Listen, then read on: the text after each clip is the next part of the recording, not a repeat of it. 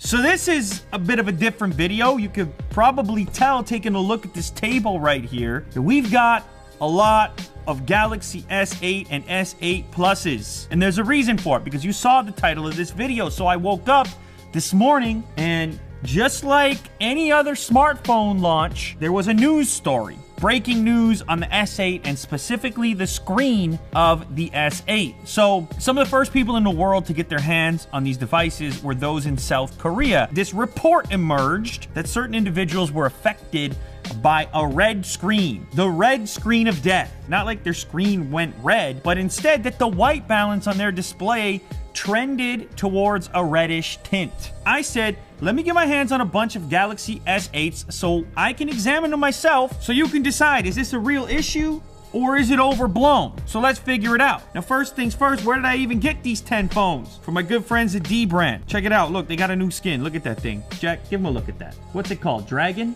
It's unbelievable.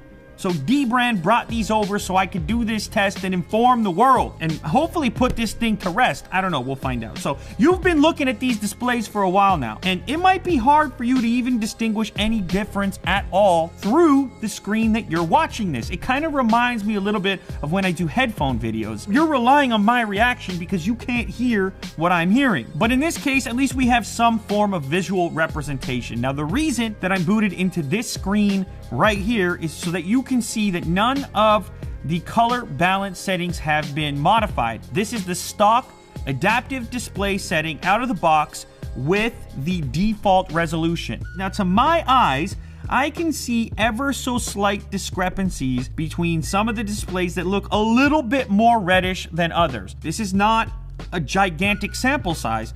This is just 10 phones, so take that for what it's worth. But this is 10 devices, and they all appear a little bit different. So some of them are a little more greenish, bluish, and others a little bit more red. This one, for example, is trending a little more on the reddish side. This one up here, a little more greenish blue. And then this one over here, also a little bit more pink. You have the ability to kind of tweak this display better than a lot of other displays out there with this color balance setting. So if your display is a little more red, you could grab the red value and bring it down a little bit, maybe into something that's a bit more pleasing. But what the articles were stating, even after the adjustment, still remain a kind of displeasing reddish hue. So what I've done is I got this little device. So this guy right here is called the Nix, and it's from a previous video I did. It's all that silica gel, he's drying up from the inside. And this guy can sense the color of anything that you pointed at and give you an actual RGB readout of the various color values. Be able to pick up those little discrepancies. It might not give us an exact readout of that color because it's coming through a screen and being backlit, but it should at least give us some sort of representation of the variance here. So this thing's pretty cool. It comes with a little app. So then I click scan R67 G108 B124, of course, red, green, blue. Now this device next to it, to my eyes, has a slightly more reddish hue to it. If I do the same scan, I get a different readout. So here I have R72. So the red value has increased a little bit. The first one, R67. Back to the second one, R72. However little or a lot that is to you, it's going to be subjective. You can have a cooler white, a warmer white. You can have some displays that trend more into the yellowish tones. To me, it's not the hugest deal in the world because I can go to this reddish display, toggle red down a couple,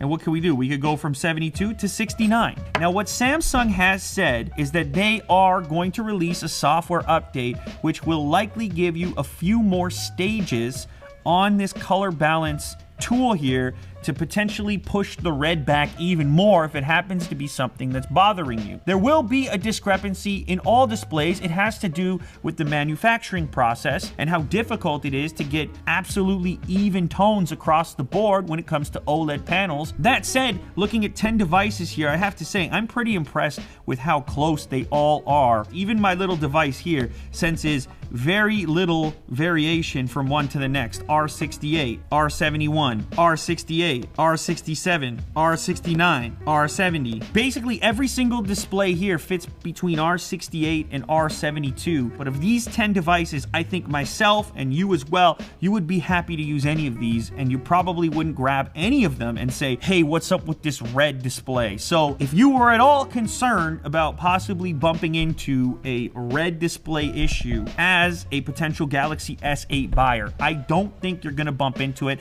Sure, I could have checked 100 phones, but this is a pretty decent sample size. And if that's not enough for you, apparently Samsung has said that even if the software update and the increased ability to tweak the color with this new software, which by the way is supposed to come out next week, if that's still unsatisfactory to you, then they actually will replace the hardware. From what I've read, the red tinge is probably not software related. If it is bothering you to that extent, chances are it's the way that the display was manufactured. But even if that is the case, apparently they're going to swap them out. This might be one of those situations where there's just a few devices affected. Hopefully that's the case. If you've got a Galaxy S8 or if you've seen one, let me know how yours looks, if it's a little bit red or not, down in the comments there. But this video just serves to give you a glimpse at a bunch of them all together, because if you were to walk into a store, they're not going to have 10 side by side like this. There's very few opportunities to see a bunch and to recognize, hey, what's normal and what's not, and what is the range that it should be within. And these 10 phones seem to point in the direction of relatively decent consistency here. And just for fun, let's do an iPhone while we're at it. So this is the iPhone 7. Ooh, R value of 85.